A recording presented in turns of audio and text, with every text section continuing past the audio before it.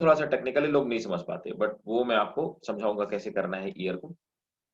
तो इसके पहले हम लोग स्टार्ट करते हैं न्यूरल कंट्रोलर कोऑर्डिनेशन में ह्यूमन न्यूरल सिस्टम, ठीक है? तो देखो ह्यूमन न्यूरल सिस्टम में तो सबसे पहले हम लोग समझते हैं न्यूरॉन्स क्या होते हैं, या न्यूरॉन्स पता तो होगा वैसे, टिश्यूज़ वाले चैप्टर में हम लोगों ने पढ़ा होगा न्यूरॉन।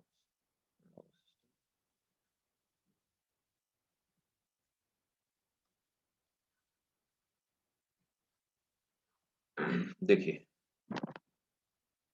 तो सबसे पहले हेडिंग डालिए न्यूरॉन्स।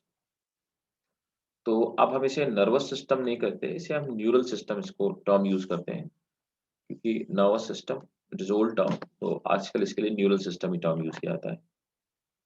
ये देखो, तो ये क्या है कि हमारा एक्सॉन है। तो हमारे जितने सारे नर्व्स बने हुए हैं, वो सब एक्सॉन्स ये इससे मिलकर के बने हुए एक्सॉन्स और साइटॉन से। तो देखो ये जो नीचे वाला पार्ट है इसको अपन एक्सॉन बोलते हैं। ये वाला जो पार्ट है, इसे हम लोग बोलते हैं साइटोन, या इसी के लिए टर्म यूज़ करते हैं बॉडी। साइटोन या बॉडी टर्म हम लोग इसके लिए यूज़ करते हैं। और यहाँ पर ऊपर की तरफ एक माइलिन शीथ है। Sheath means covering. तो माइलिन शीथ क्या है? Myelin is a type of protein. तो माइलिन एक तरह की प्रोटीन है and it's a white protein. तो व्हाइट कलर की प्रोटीन है, व्हाइट प्रोटीन। तो व्हाइट कलर की जो प्रोटीन है, ये इसको इंसुलेट करने का काम करती है। ये वैसे ही है जैसे कि हम लोगों के जो वायर्स होते हैं, हम लोग जो यूज़ करते हैं, वो वायर्स में ऊपर से प्लास्टिक की कोटिंग होती है। इन द सेम वे यहाँ पर भी वैसे ही होता है कुछ कि जैसे प्लास्टिक की कोटिंग होती है, उसी तरह से माइलिन शीथ इसके ऊपर से कवरिंग करती है, कोटिंग करती है। फ़ायदा क्या होता है इसका? इसका बेनिफिट ये है कि ये कई गुना उसके नर्व के इम्पल्स को बढ़ा देती है। तो the velocity of neuron conduction increases due to this myelin sheath. So myelin sheath ऐसा क्यों होता है? ऐसा इसलिए होता है क्यों पहले क्या होता है नॉर्मली बाकी हमारे जो नर्व्स होते हैं जिनमें माइलिन शीथ नहीं होती है। अच्छा एक बात और बताता हूँ। It is not mandatory that there will be myelin sheath in axons. ये ज़रूरी नहीं है, बिल्कुल ज़रूरी नहीं है। ठीक है? बट नॉर्मली माइलिन शीथ होती है।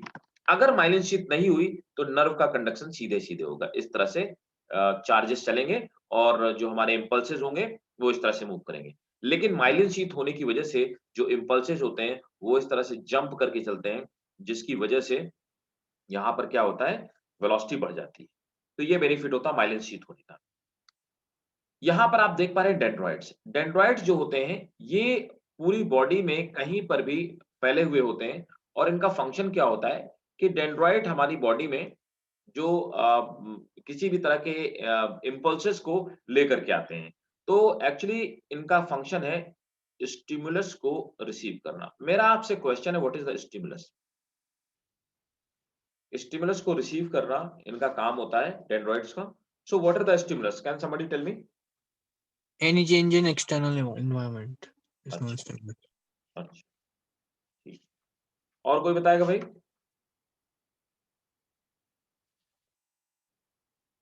कोई और? कोई भी नहीं बताएगा? देखो, स्टिमुलस क्या होते हैं? आप समझिए, any change in environment is not a stimulus, ठीक है? बाहर गली में बहुत सारे गाय, बैल, भैंस वो टहल रहे हैं। उनको देख करके I am not feeling any kind of stimulus and there are number of the changes they hardly matter for us. So any kind of the change is not a stimulus. Look, 2 चीज़ें हैं। Stimulus हम किसे कह सकते हैं? तो देखो stimulus क्या होता है कि एनी काइंड ऑफ फिजिकल और chemical change against which our nervous system respond is a stimulus. कैसे? मैंने आपको एक एग्जांपल दिया था कि सिंपल सी बात है, आप घर से बाहर निकलते हैं और आप घर से बाहर जैसे निकलते हैं, आप देखते हैं कि भई एक आदमी खड़ा है या एक बच्चा खड़ा है, वो आपको गाली दे रहा है सबको, आप उसको 2 थप्पड़ मारोगे, ठीक है? क्योंकि गलत बात है, राइट? अब क्या हो सकता है? दूसरी कंडीशन हो सकती है कि आप घर से बाहर निकले, एक बच्चा गाली दे रहा था सबको, लेकिन वो पागल था। आप उसको ना तो बिल्कुल मारोगे और ना ही आप उसको ये बोलोगे कि तुम गाली क्यों दे रहे हो? सो दोनों चीजें तो सेम है, पहला वाला भी गाली दे रहा था, दूसरा वाला भी गाली दे रहा था, लेकिन पहले वाले को आपने मारा, दूसरे वाले को नहीं मारा। रीजन ये कि पहला वाला स्टिमुलस था, दूसरा वाला स्टिमुलस नहीं था। क्यों? पहले वाले में आपके नर्वस सिस्टम ने रिस्पॉन्ड नहीं किया और दूसरे वाले ने नर्वस सिस्टम ने रिस्पॉन्ड किया। नोट करिए, एनी काइंड ऑफ फिजिकल और chemical change, any kind of physical or chemical change against which any kind of physical or chemical change against which our nervous system respond, any kind of physical or chemical change against which our nervous system respond is called stimulus, is called stimulus।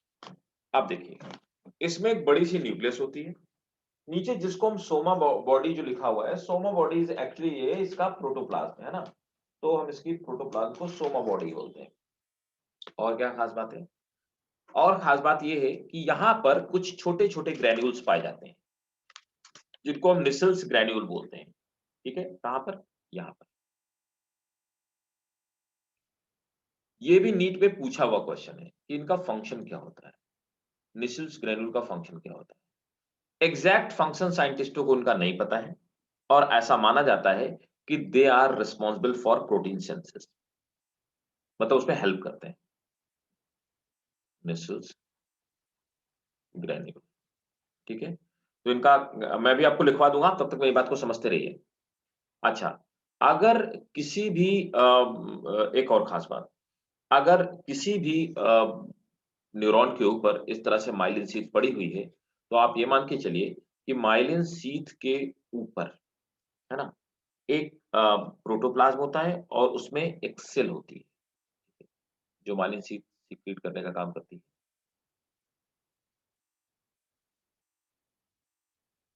इसमें peripheral nucleus होती है और इन cell को हम लोग कहते क्या हैं? We call them Schwann cell,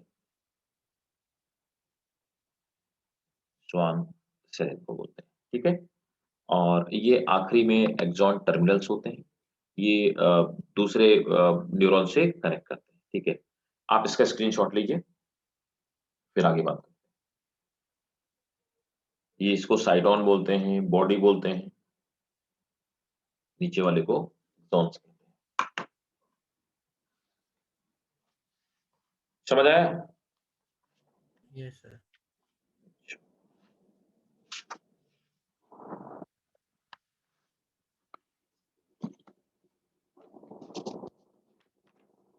तो चलो नोट कर लो।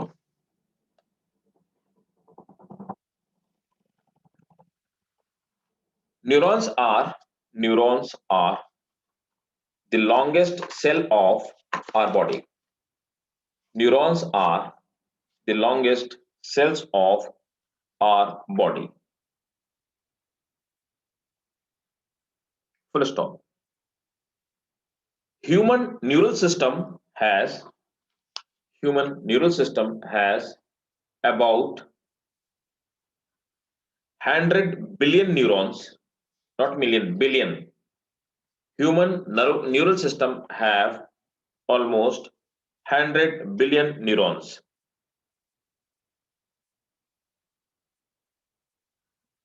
Full stop. Fully underline करेंगे, fully formed neurons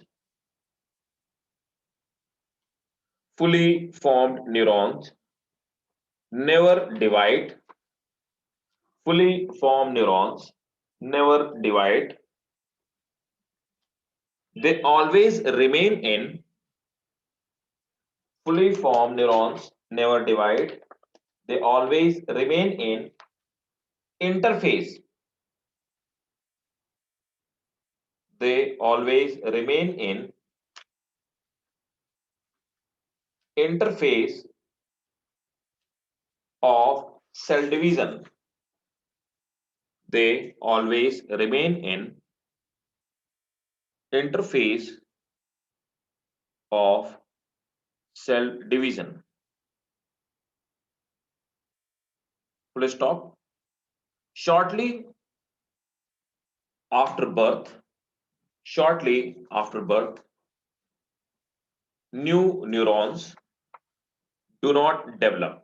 Shortly after birth, new neurons do not develop.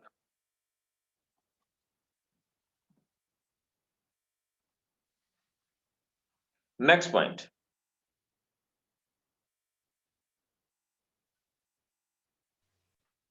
Sir हाँ, ये किसी का कैमरा खुला हुआ है। Camera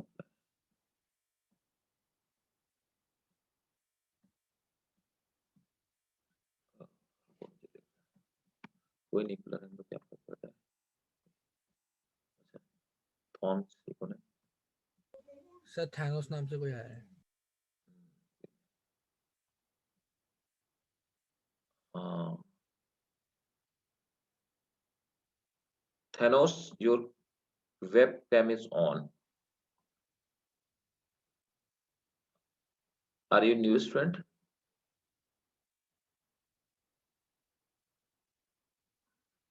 Hello.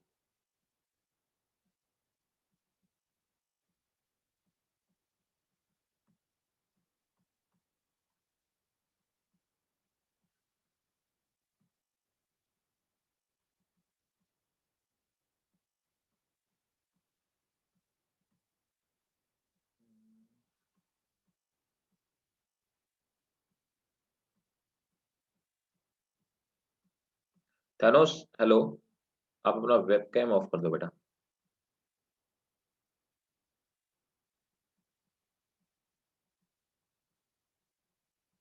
मैं ऑडिबल टू यू? Thanos, ठीक है। राइट, तो देखिए मैं क्या बता रहा था।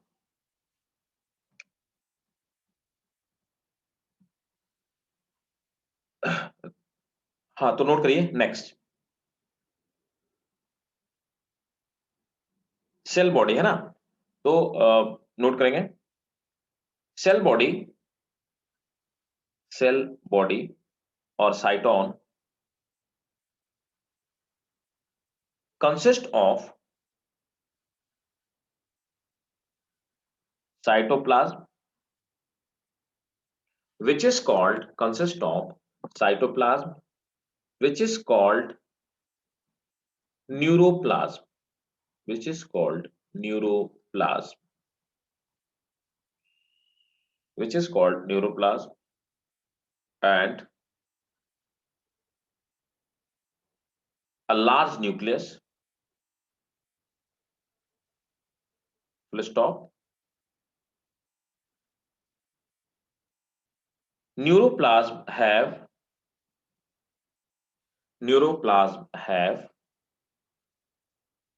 mitochondria, Golgi, AR, and rest of all, and rest of all, rest of all cell organelle.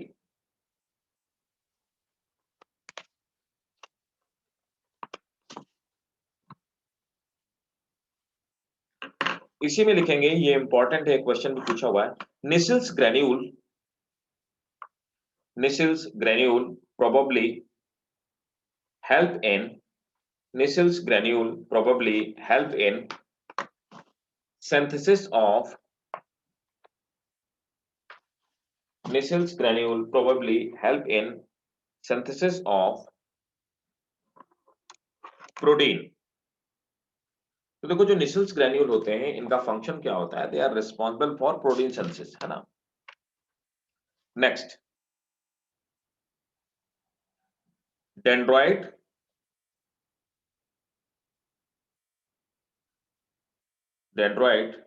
conduct nerve impulses towards cell or body. Dendrite conduct nerve impulses towards cell or body. They are also called, या समझिएगा, dendroids को हम लोग क्या बोलते हैं, क्योंकि ये इस डायरेक्शन में लेकर के आ रहे हैं। They are also called afferent process, इन्हीं को बोलते हैं डेंड्रॉइड्स को। They are also called afferent process और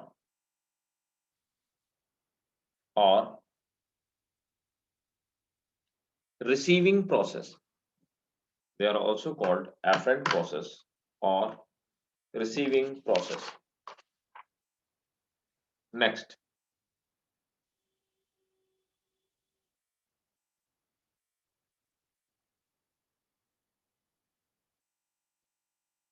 axon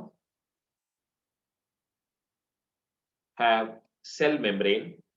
अब axon के ऊपर एक membrane पाई जाती है. Axon have cell membrane called axolemma. Axon have cell membrane called axolemma. तो जो एक्सॉन की सेल मेम्ब्रेन होती है उसको हम लोग एक्सोलेमा कहते हैं. ठीक है, इसके लिए हम लोग टर्म यूज करते हैं, वी कॉल इट एक्सोलेमा.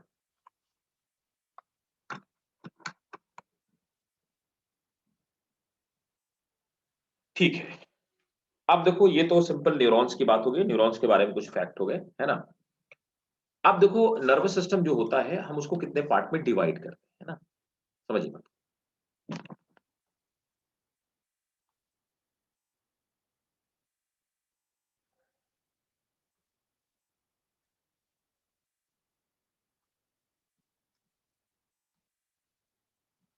देखो, तो न्यूरल सिस्टम के फंक्शंस क्या होते हैं, है ना.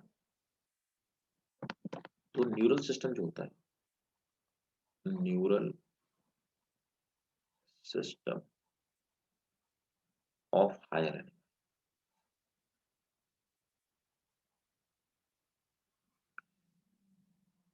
It perform 3 function. पहला फंक्शन क्या होता है, फर्स्ट फंक्शन इसका होता है रिसीविंग.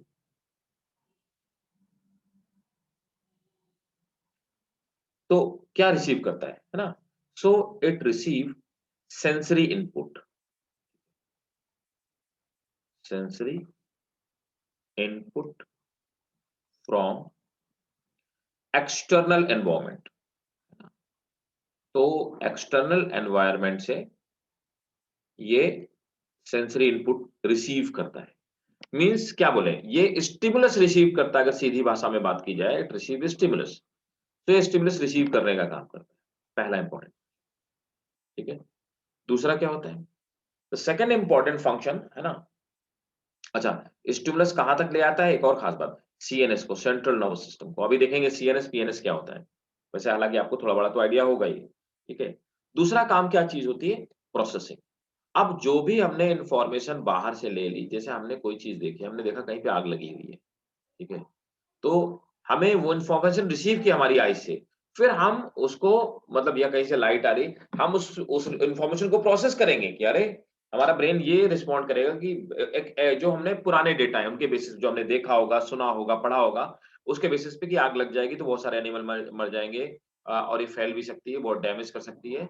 सो हमें इसको बुझाने के लिए क्या करना चाहिए. तो ये पूरी इंफॉर्मेशन सेकंड्स ऑफ, मतलब फ्रैक्शन ऑफ सेकंड में हमारे ब्रेन में प्रोसेस हो जाती है. तो फिर इंफॉर्मेशन को प्रोसेस किया जाता है. ठीक है ना. तो ये that is input information in CNS. तो सीएनएस में हमारी जो इंफॉर्मेशन होगी उसका इनपुट होता है, जिससे कि कुछ आउटपुट निकल करके आएगा, कुछ कंक्लूजन निकल के आएगा.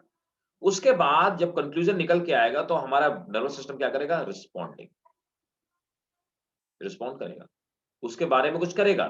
ठीक है, इंफॉर्मेशन किसी को देगा, खुद से कुछ करने की कोशिश करेगा, तो हम रिस्पॉन्ड करेंगे. तो आप देखो, stimulus,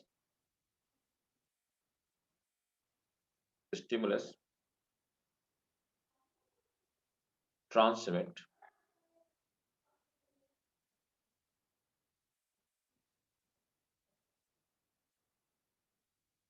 command from CNS to body part और सेल। अब क्या होगा, तो वो हमारी कमांड जाएगी मोटर में, और मोटर क्या करेगी, हमारे बॉडी के किसी पार्ट को इन्फॉर्म करेगी। तो हमारे ब्रेन ने ये ऑर्डर दिया कि फायर डिपार्टमेंट को फोन करना चाहिए, तो ऑर्डर हमारे हाथ को जाएगा, हाथ तुरंत फोन पिक करेगा, ठीक है। तो इस तरह से हम रिस्पॉन्ड करेंगे। सो हमारे न्यूरल सिस्टम का फंक्शनली 3 पार्ट होते हैं। पहला रिसीव करने वाला, फिर दूसरा प्रोसेस करने वाला, और तीसरा रिस्पॉन्ड करने वाला। That is the function of neural system, ठीक है। अब इसके नीचे नोट करो, नोट स्पॉन्जेस, ये क्वेश्चन भी पूछा हुआ क्वेश्चन है। Sponges do not have neural system. Sponges do not have neural system. Next, insects have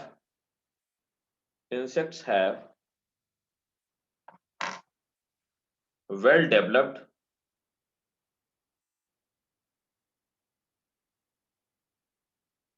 better organized neural system. Insects have well developed better organized neural system where brain is present, where brain is present.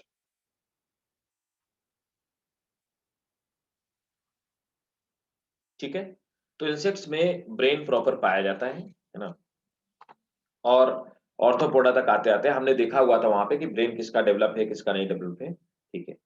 अब देखो, जो हमारा human neural system है, उसको हम 2 part में divide करते हैं। समझते जाइए, जो हम अभी बात कर रहे थे सीएनएस और पीएनएस को।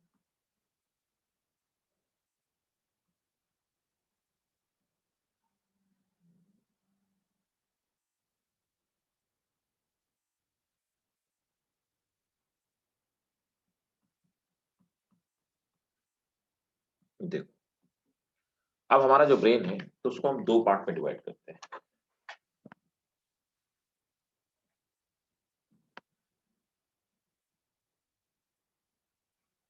जो ह्यूमन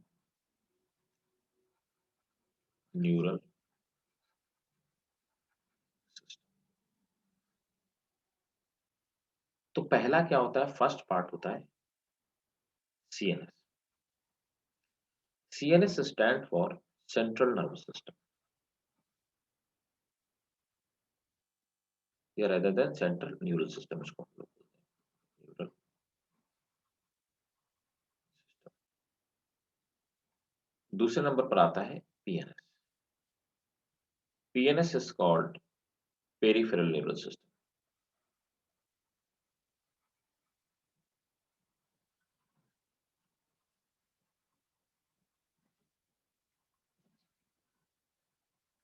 तो सेंट्रल न्यूरल सिस्टम और पेरिफेरल न्यूरल सिस्टम। अब यहाँ पर देखो, सीएनएस और पीएनएस, इसमें क्या होता है कि सेंट्रल नर्वस सिस्टम हम बोलते किसको है, तो ये हमारा ब्रेन हो गया।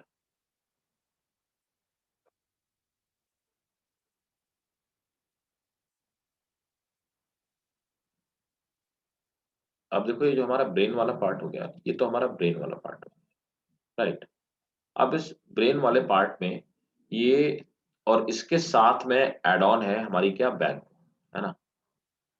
तो बैकबोन का देखो फंक्शन क्या था, हमने ये पढ़ा था कि जब स्टार्टिंग में नोटोकॉर्ड डेवलप हुआ, तो नोटोकॉर्ड का फंक्शन था कि नर्वस सिस्टम को प्रोटेक्ट करके रखा, है ना। तो प्रोटेक्शन इसका मेन फंक्शन था। तो ये 2 चीज हो गई, एक तो हमारा ब्रेन हो गया और बैकबोन हो गई। ब्रेन और बैकबोन के बीच में, है ना, इसी के अंदर, इसके अंदर कुछ फाइबर पड़े हैं जिनको आप न्यूरॉन्स कहते हैं। ये न्यूरॉन्स के बने हुए इस तरह से वायर्स पड़े हुए हैं। तो ये हमारी बॉडी के बीच में पाए जाते हैं, सेंट्रल पार्ट में पाए जाते हैं।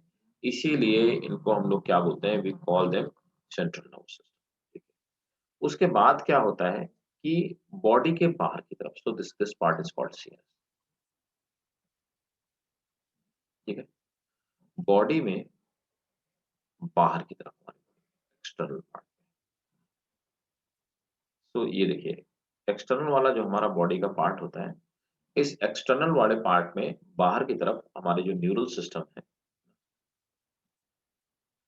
कुछ कमांड लेकर के जाते हैं और कुछ कमांड लेकर के आते हैं, है ना? इस तरह से तो देखो फॉर सेक ऑफ एग्जांपल हमने हमें कोई स्टिमुलस मिला, मान लो किसी ने पिन चुभा दी, तो ये क्या है? It's a type of stimulus, एक तरह का स्टिमुलस है। अब ये स्टिमुलस हमारे कुछ नर्व्स होंगी, वो इसको लेकर के पहले जाएँगी बैकबोन तक, सीधा ब्रेन तक नहीं लेके जाएँगी, पहले बैकबोन तक लेके जाएँगी। जो लेके जाने वाली नर्व्स है उनको हमने बोला सेंसरी, ठीक है? और इसके बाद फिर ब्रेन में गई इन्फॉर्मेशन, ब्रेन ने प्रोसेसिंग किया और ऑर्डर वापस किया, ठीक है? ये जो लेकर के आई उसको हमने कहा मोटर, ठीक है? ये मसल्स तक ऑर्डर लेकर के आई। ये हमारी बॉडी में पेरिफेरल पार्ट में पाई जाती है, इसीलिए हम आप इसको क्या बोलते हैं? पीएनएस, पेरिफेरल नर्व सिस्टम, ठीक है? तो सेंट्रल नर्व सिस्टम जो हमारा वो है it it is made up of two thing. तो सेंट्रल नर्वस सिस्टम मिलके बना है brain plus spinal cord.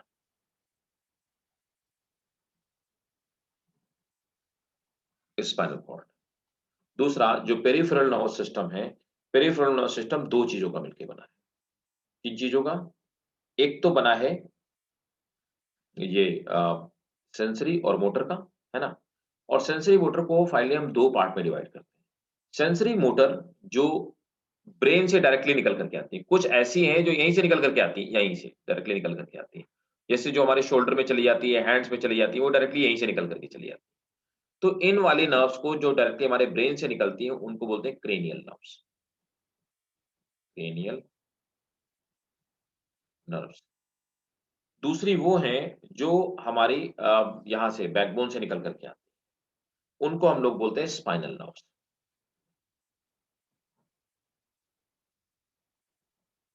Cranial nerve और स्पाइनल नर्व दो तरह की होती हैं, सेंसरी और मोटर। एक वो जो इन्फॉर्मेशन को लेके जाती है, दूसरी वो जो इन्फॉर्मेशन को लेकर के आती है। इस तरह से हम अपने नर्वस सिस्टम को दो पार्ट में डिवाइड करते हैं, सीएनएस और पीएनएस। क्लियर है? Is it clear? Sir. ठीक है, तो इसको नोट कर लीजिए, सीएनएस और पीएनएस। फिर फर्दर बताता हूँ कि कैसे इसको डिवाइड करते हैं।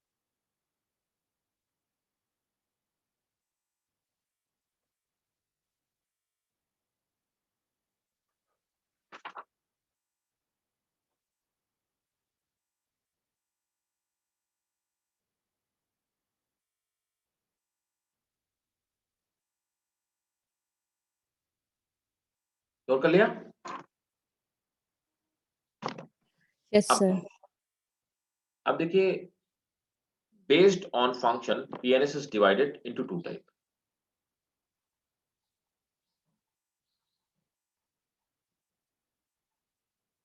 Based on function,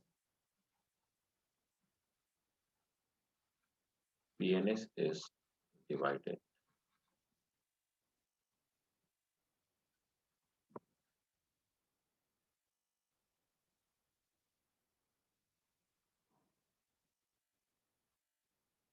अब देखो फंक्शन के बेसिस पे हम पीएनएस को कितने पार्ट में डिवाइड करते हैं, समझिए बात को।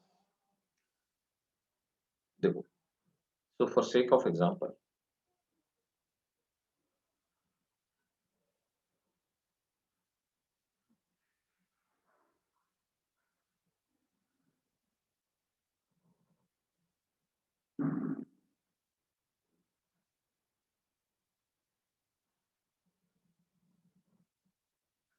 ये तो हो गया हमारा ब्रेन, है ना? अब देखो ब्रेन में क्या होता है कि, और फॉर एग्जांपल ये हमारी मसल्स हो गई यहाँ पे,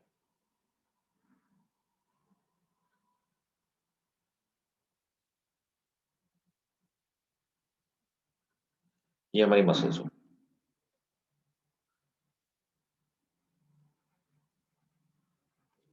मसल्स, है ना?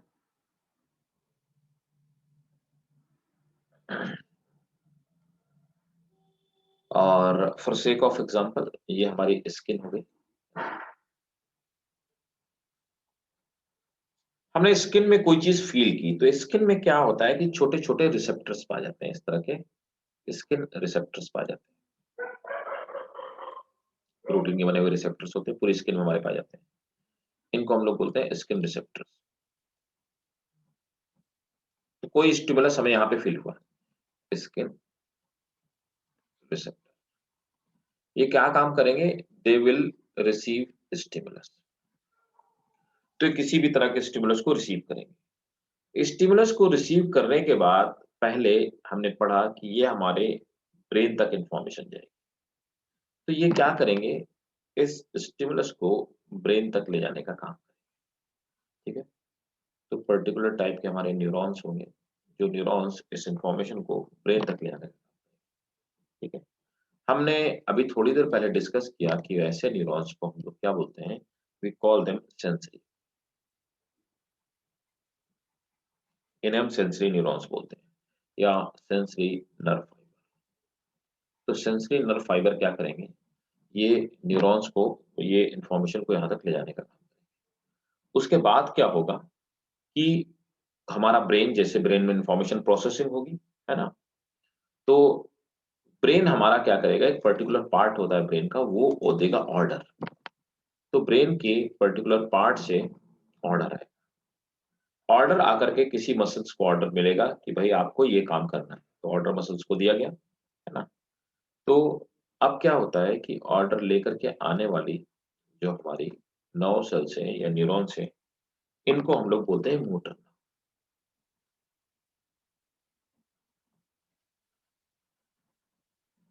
तो मोटर नर्व हमारी पर्टिकुलर मसल को ऑर्डर देंगे और मसल्स वो काम करेंगे, ठीक है। अब देखिए यहाँ पर क्या होता है कि ब्रेन में हमारे बीच-बीच में इस तरह से अ, र ये पाए जाते हैं, डिप्रेशंस पाए जाते हैं। इन डिप्रेशंस को हम लोग बोलते क्या है, ये बीच में जो पार्ट है इसको हम लोग बोलते हैं सेंट्रल सल्कस बोलते हैं, सेंट्रल सल्कस। ये एक डिप्रेशन है। इन्फॉर्मेशन को जो पार्ट रिसीव करता है, आने वाली इन्फॉर्मेशन को, स्टिमुलस को जो पार्ट रिसीव करता है, इस पार्ट को हम लोग बोलते हैं सेंसरी एरिया। तो सेंसरी एरिया ब्रेन में वो एरिया है जो आने वाले ब्रेन के जो सेंसर्स हैं, जो स्टिमुलस है, उनको रिसीव कर रहे हैं। दूसरा है मोटर एरिया। तो मोटर एरिया वो एरिया है जो कि हमारे किसी भी तरह से जो ऑर्डर्स होते हैं उनको रिसीव करने का काम करता है। ये नीचे वाला जो हिस्सा है, ये हिस्सा इसको हम पोन्स कहते हैं। ये हिस्सा is called pons and this part is called medulla। और यहाँ से निकल करके, ठीक है, this is part of spinal cord, spinal cord, ठीक है। So that's how our afferent system work, ठीक है। तो ये वाला जो पार्ट है ना, टिश्यूज से जो ऑर्गन तक ले जाने का काम करता है, टिश्यूज से सॉरी टिश्यूज या ऑर्गन से जो सीएनएस तक ले जाने का काम करता है, इस वाले पार्ट को हम बोलते हैं एफरेंट, मतलब सेंसरी को ही हम लोग बोलते हैं efferent nerve fibre, efferent nerve fibre, जो ले जाने का काम, जो लेकर के आने का काम करती है सीएनएस से टिश्यूज को, इसको बोलते हैं efferent nerve fibre, efferent nerve fibre. Note कीजिए इसको पहले, नोट कीजिए और नोट करके मुझे मैसेज कीजिए।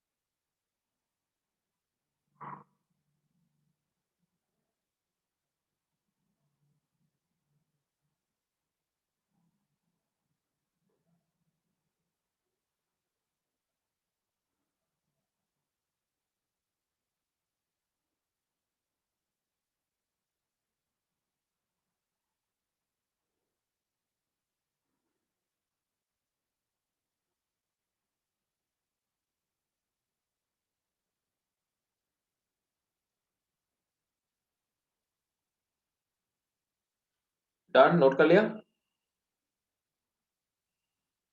एक मिनट सुरेश।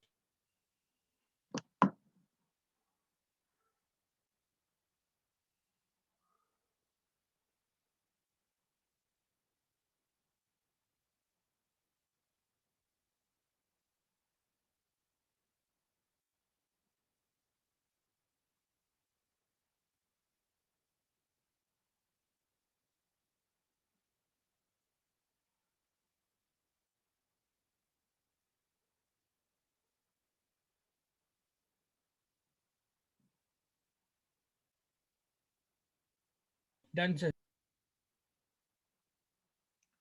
कर लिया भाई बाकी लोगों ने भी?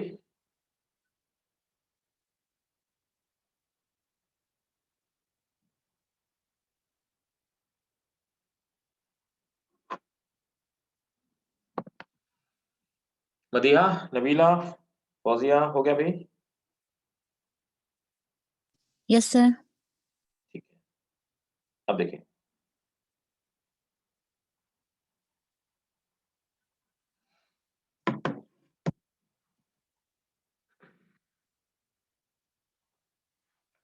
तो ये हो गया हमारा CNS। अब आ जाते हैं मैंने CNS बता दिया आपको, PNS न्यूरॉन्स मैंने आपको बता ही दिया है। और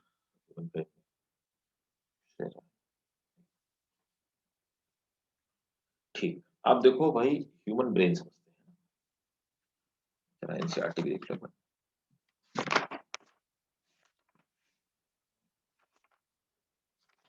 चलो पहले ह्यूमन ब्रेन बनाते हैं, मैं अपने तरह से बताता हूँ। न्यूरॉन्स मैंने बता दिया, NCERT में नर्व इम्पल्स पहले दिया है, ह्यूमन ब्रेन बाद में दिया है। मैं पहले ह्यूमन ब्रेन की का स्ट्रक्चर बताता हूँ, है ना, इसके फंक्शन बताता हूँ, फिर मैं आपको बताऊंगा नर्व इम्पल्स कंडक्शन कैसे होता है। ओके,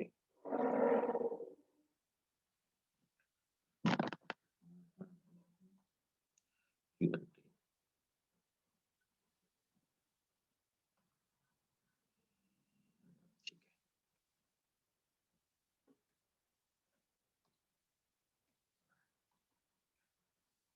देखो,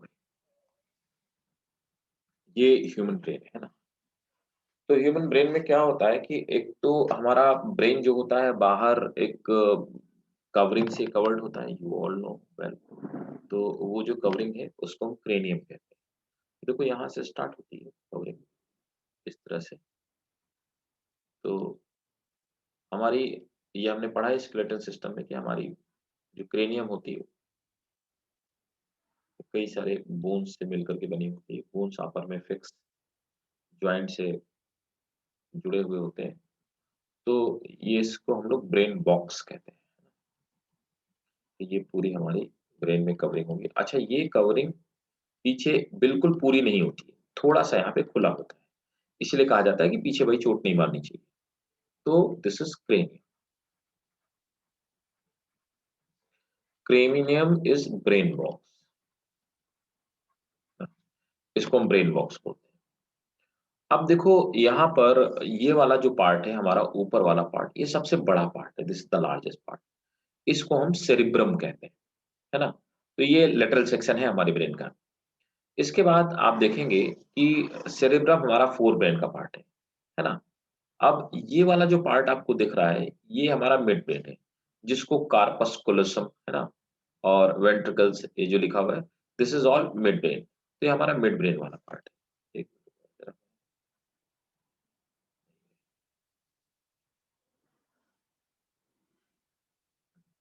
ठीक है, तो ये हमारा मिड ब्रेन वाला पार्ट है, राइट। कॉर्पस कोलोसम, वेंट्रिकल, और नीचे आप देखेंगे ये बेस है जो थैलेमस वाला पार्ट है, दिस इज द बेस। और फिर ये एक ग्लैंड है, हाइपोथैलेमस। उसके नीचे एक ये ग्लैंड आपको दिखाई दे रही होगी, पिट्यूटरी ग्लैंड, दिस। तो ये आपकी पिट्यूटरी ग्लैंड हो गई, ये हाइपोथैलेमस ग्लैंड हो गई, है ना। और ये जो बीच में आपको ये पार्ट दिखाई दे रहा है, मैं इसको किसी और कलर से एक बार कलर कर देता हूँ थोड़ा सा, और क्लियरली विजिबल हो जाएगा ये वाला। This is all mid brain. Mid brain actually हमारे ब्रेन का सबसे छोटा पार्ट होता है। तो ये हमारा mid brain.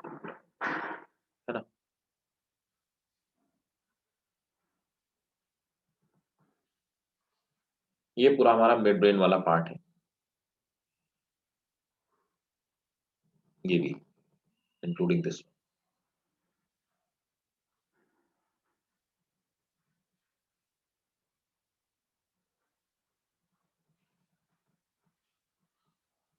This is mid brain. अब इसके बाद आ जाते हैं हाइड ब्रेन वाले। तो हाइड ब्रेन में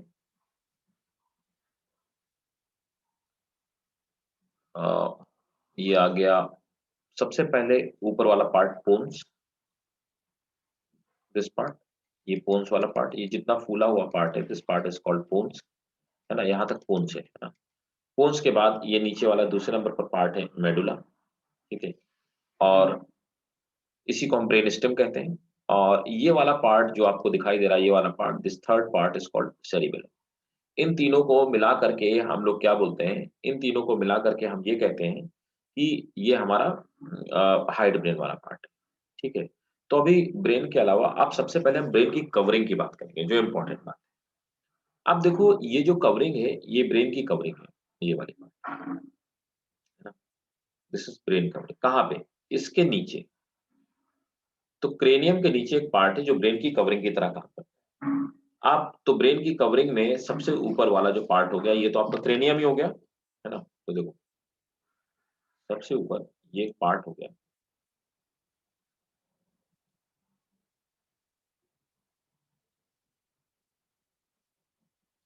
दिस इज बोन, है ना।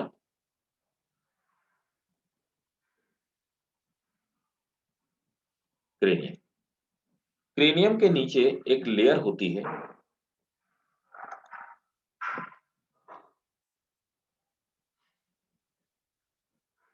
अब क्रेनियम के नीचे यहां पर एक लेयर है, इस लेयर को हम लोग बोलते हैं, इस मेम्ब्रेन को हम लोग बोलते हैं ड्यूरा मैटर।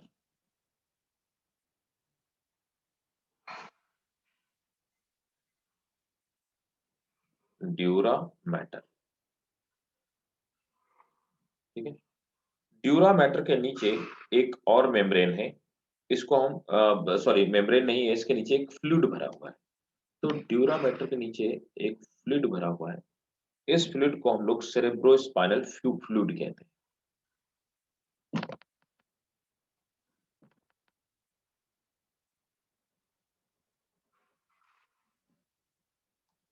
दिस इज, तो पहला आ गया ड्यूरा मैटर, दूसरे नंबर पर है सेरेब्रो स्पाइनल फ्लूइड। तो ये सेरेब्रोस्पाइनल फ्लूइड हो गया।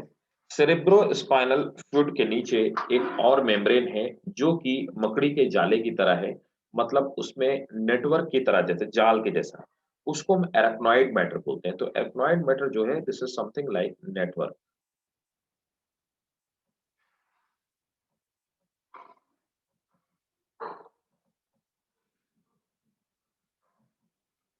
दिस इज कॉल्ड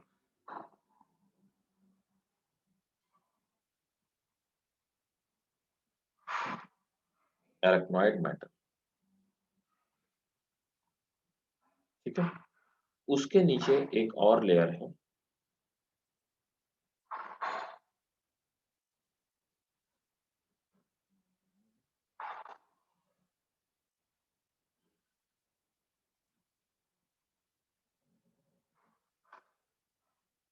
ये जो लेयर है,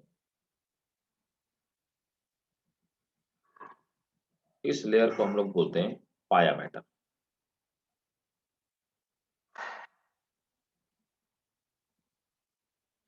इसके बाद हमारा ब्रेन आता है। अब यहाँ पे ब्रेन आता है, समझ आए, इतनी सारी जो मेम्ब्रेन होती है वो मिल करके बाहर से हमारे ब्रेन को कवर करती है। नोट करो इसको जल्दी से, और ये इंपॉर्टेंट है, पूछा हुआ है, इसलिए मैं आपको इतना डिटेल में बता रहा हूँ आराम से।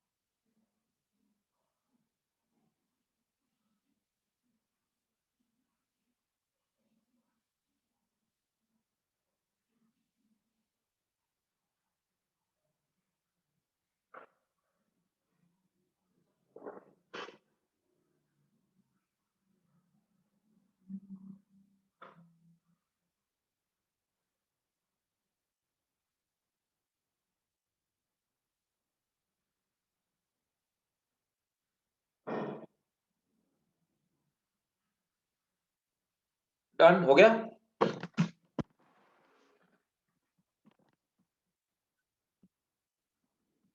ठीक है, चलिए नोट कीजिए। ब्रेन इज सिचुएटेड, इसी में नोट करना स्टार्ट कीजिए पॉइंट से फॉर्म में। Brain is situated in cranium capacity. Brain is situated in cranium capacity.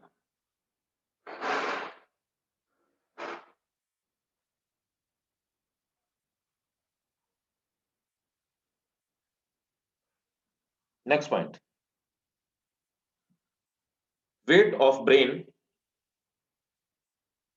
weight of brain is 1220 is 1220 to 1400 gram.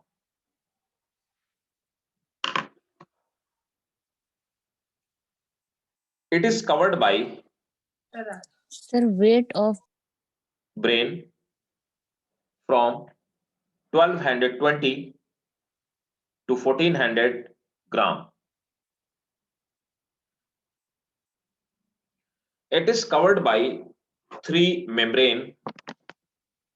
It is covered by, ये तीनों membrane को मिला के बोलते हैं, it is covered by three membrane called meninges. It is covered by three membrane called meninges, where innermost is pia mater, innermost is pia mater, comma, the middle one is arachnoid matter, the middle one is arachnoid matter, which looks like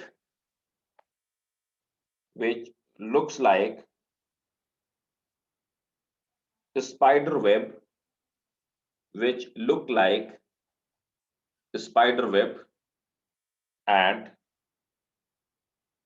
the outermost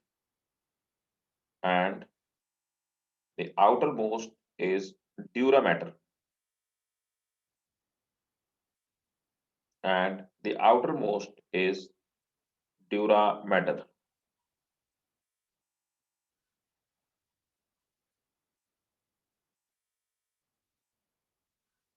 इसी में note करेंगे सब arachnoid space, आप देखेंगे ना ऊपर से ये सेरेब्रोस्पाइनल फ्लूइड यहाँ पे पड़ा है, तो ड्यूरा मैटर है ना और अरेक्नोइड मैटर, इनके बीच में एक भरा हुआ सेरेब्रो, तो नोट करेंगे सब अरेक्नोइड स्पेस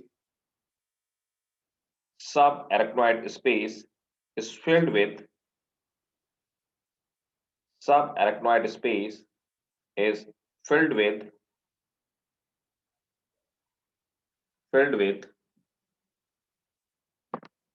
cerebrospinal fluid.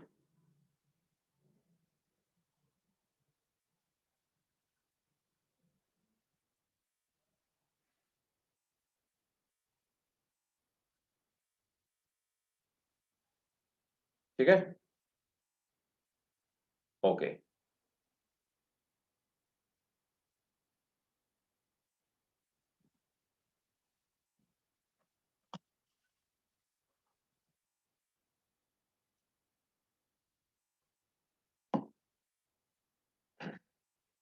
अब देखो ब्रेन के पार्ट समझ लेते हैं, है ना।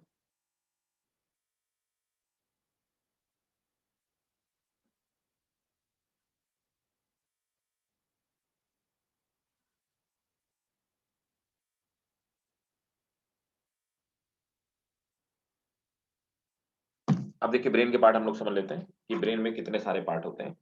यहां तक क्लियर? किसी को कोई डाउट पूछ लीजिए, अगर कोई डाउट किसी को, प्लीज।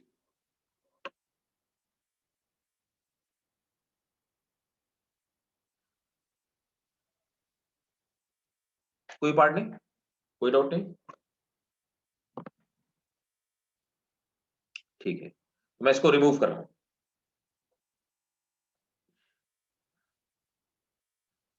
देखो, अब देखो जो हमारा फोर ब्रेन होता है, अब हम ब्रेन को फर्दर 3 पार्ट में डिवाइड करते हैं, है ना। मैं अभी डायग्राम को ही बैक पेज में लिख देता हूं।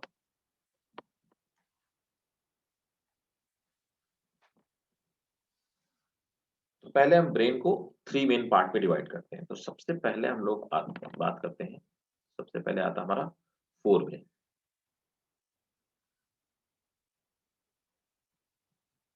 सबसे ऊपर वाला पार्ट जो फोर ब्रेन होता है, इस फोर ब्रेन को हम लोग प्रोसेनसेफेलॉन भी कहते हैं।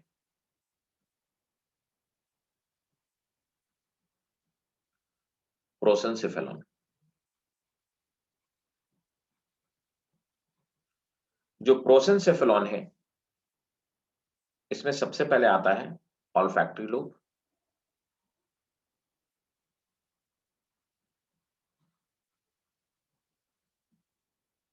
दूसरे नंबर पर आता है सेरिब्रम,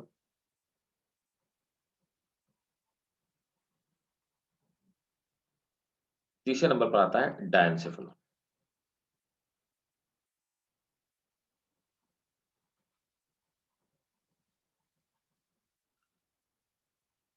फोर ब्रेन के बाद आता है mid brain.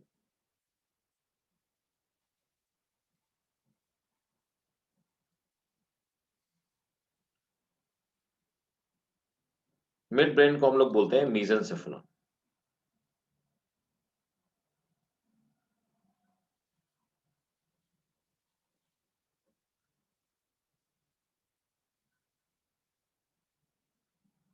Corpora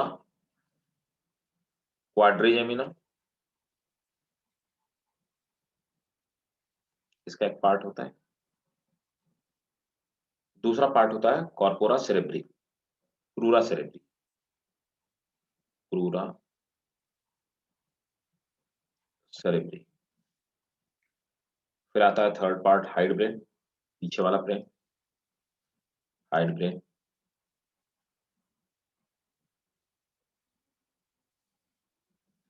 hide brain को हम लोग बोलते हैं रोमेनसेफेलॉन।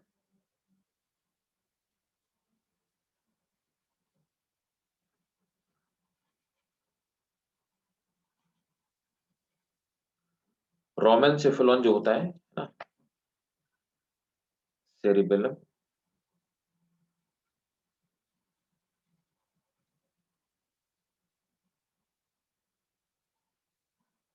पोन्स वैरोली,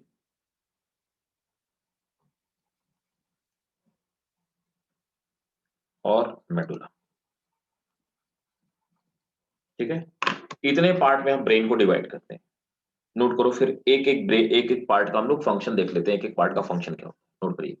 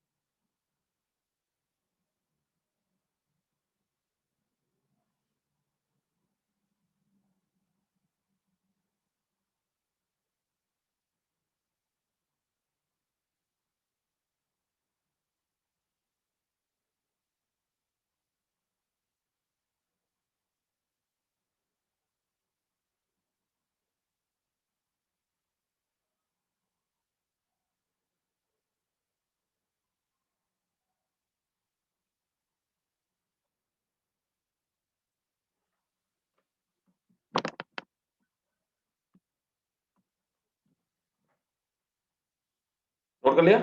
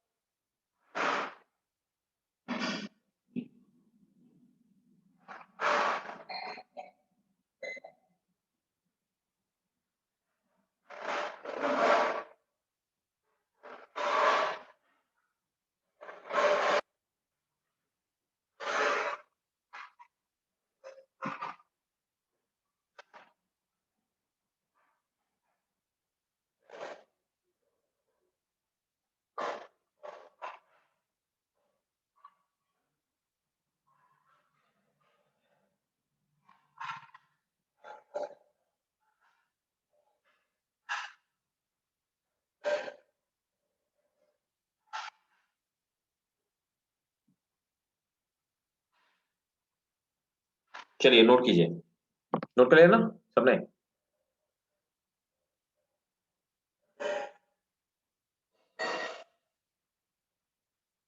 नोट करिए। olfactory lobe is concerned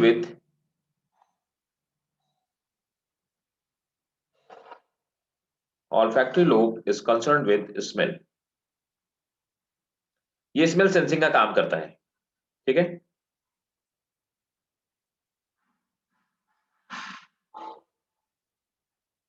next, cerebrum is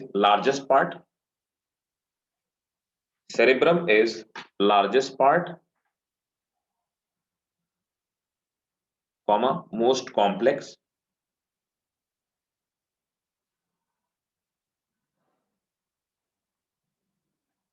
consist of two hemisphere,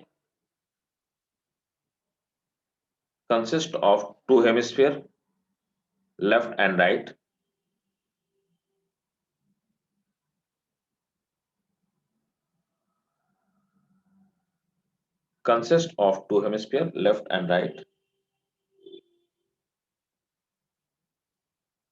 each hemisphere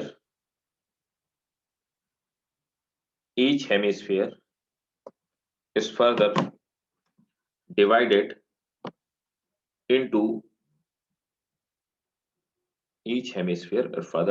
into 4 part. तो इसमें क्या होता है कि हमारा जो ब्रेन है अगर आगे से देखा जाए तो 2 पार्ट में डिवाइड हो गया, एक ऐसा और एक ऐसा, ठीक है। और इसमें हर हेमिस्फीयर में 4-4 पार्ट पाए जाएंगे। एवरी हेमिस्फीयर है 4 part, frontal, temporal,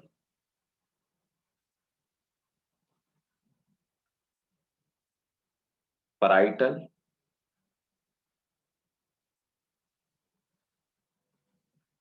and occipital।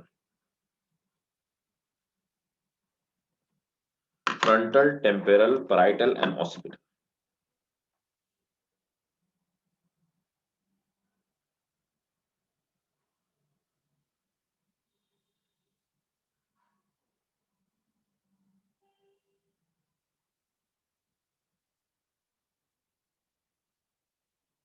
Note करो।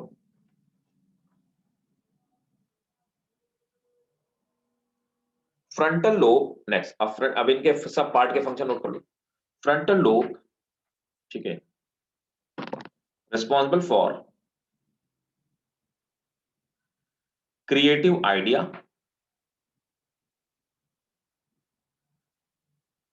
Translation of perception,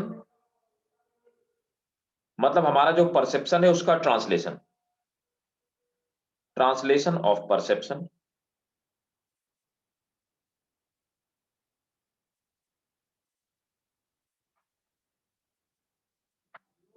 reality testing इसी में लिखेंगे फ्रंटल में reality testing, comma controls of intellectual ability,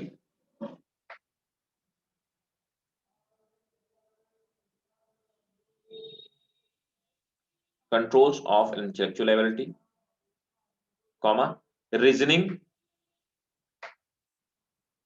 decision making,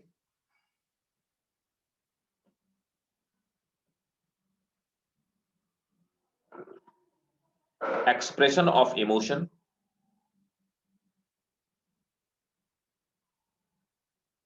willpower and personality।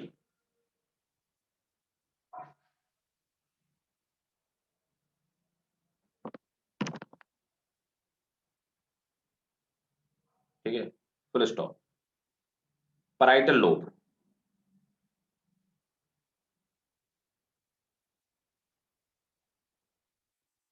Sensory perception of touch,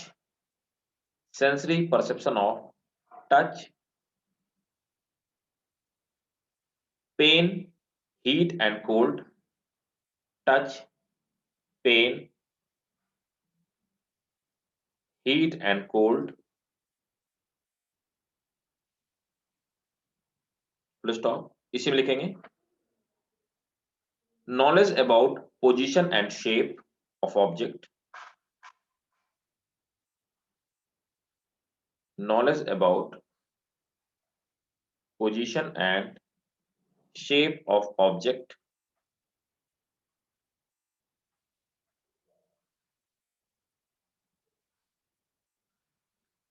full stop, इसी में taking information from outer environment,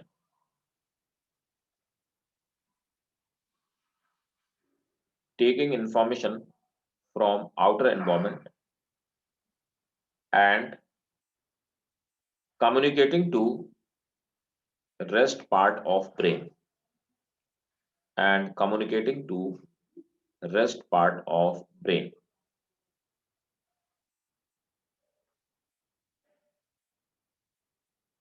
Next point,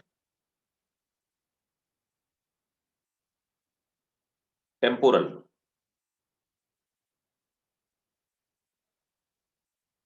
decoding and interpretation, decoding and interpretation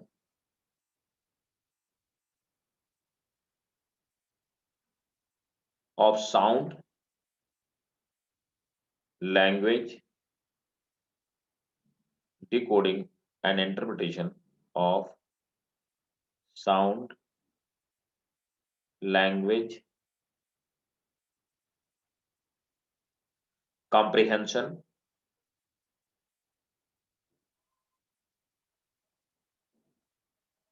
full stop. Occipital,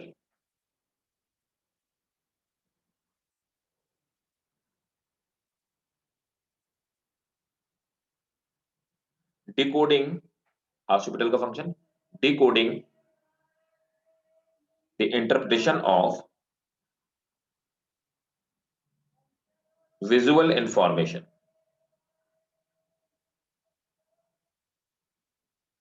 decoding information of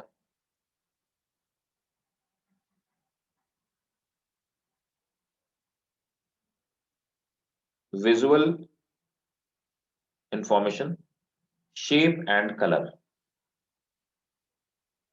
shape and color,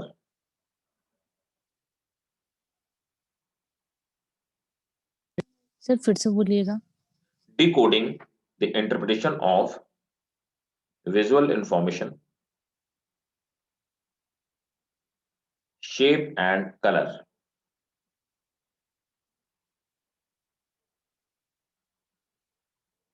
next, अब आ जाते हैं डायनसिफलॉन.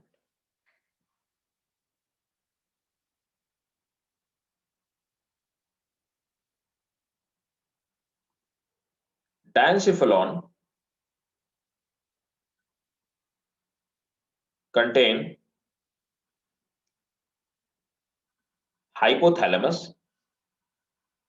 Underline करेंगे, contain hypothalamus which is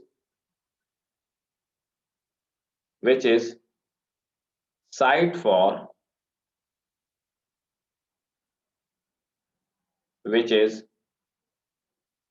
for temperature regulation, hence it's called thermostat,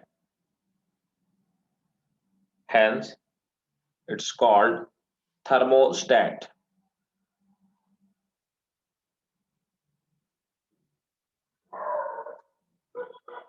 It keeps body temperature, it keeps body temperature 37 degree roughly. Next point, सर कितना degree? 37 degree centigrade roughly. Yes sir. Next, It is also associated with behavioral activity,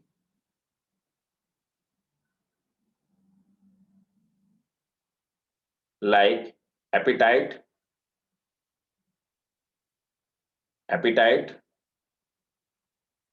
thirst, satiety, thirst, satiety.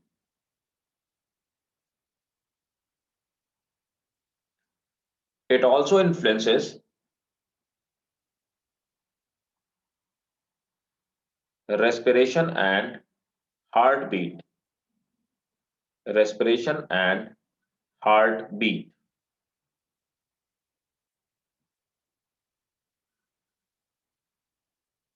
अब आते हैं mid brain.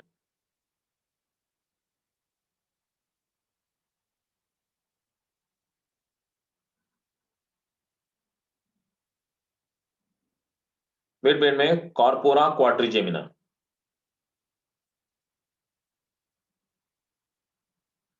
It is concerned with the sense of sight. It is concerned with the sense of sight.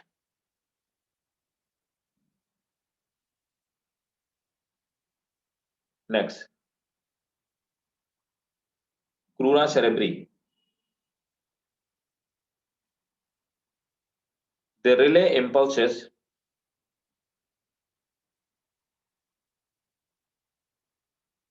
back and forth. आगे पीछे मतलब they relay impulses back and forth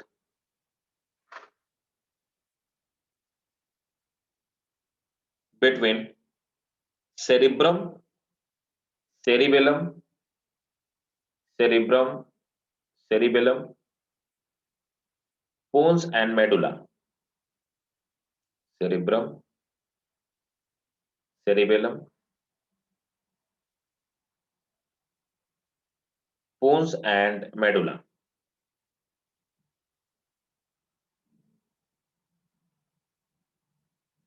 Next, hindbrain.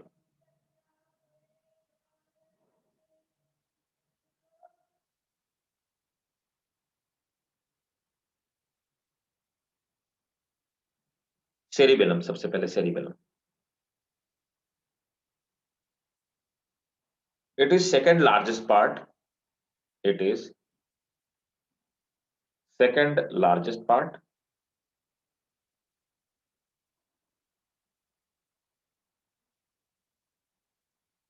It is second largest part.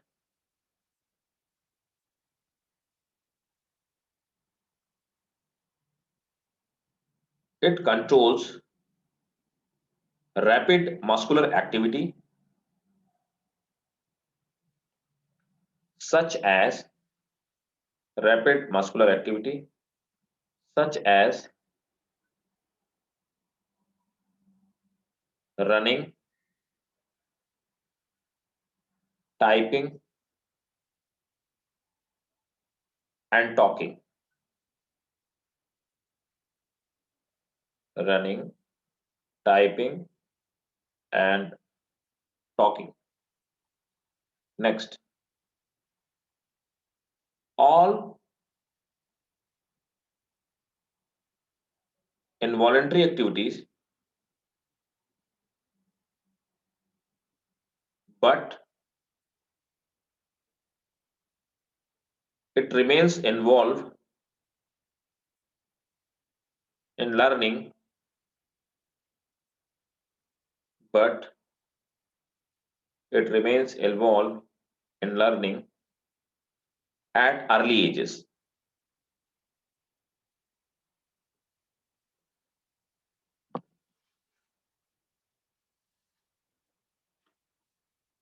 इसे भी लिखेंगे alcohol affect cerebellum and interfere. Alcohol affect cerebellum and interfere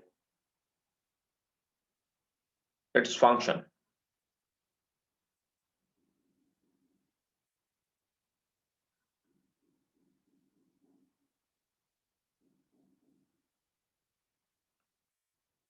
pons varoli.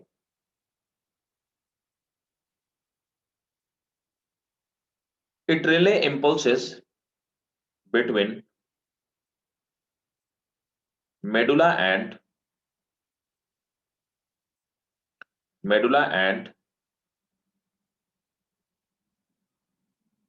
superior part of brain.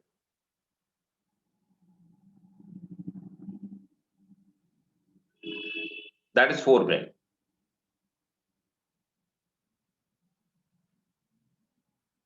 Next, medulla.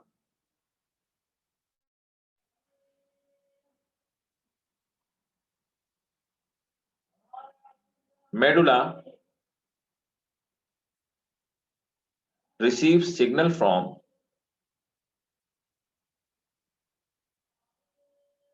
spinal cord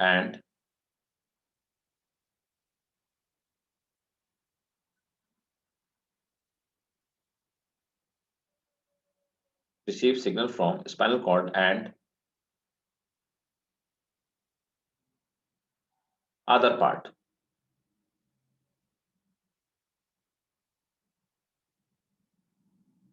It is responsible for regulating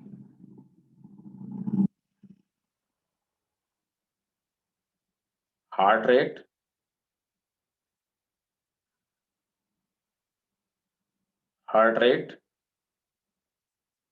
blood pressure, breathing, swallowing,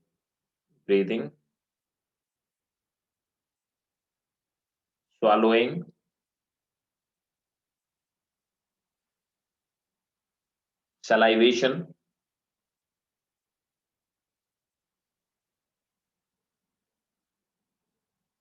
sneezing,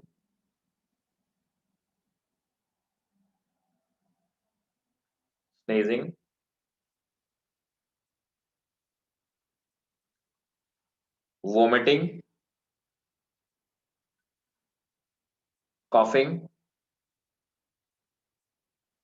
etc.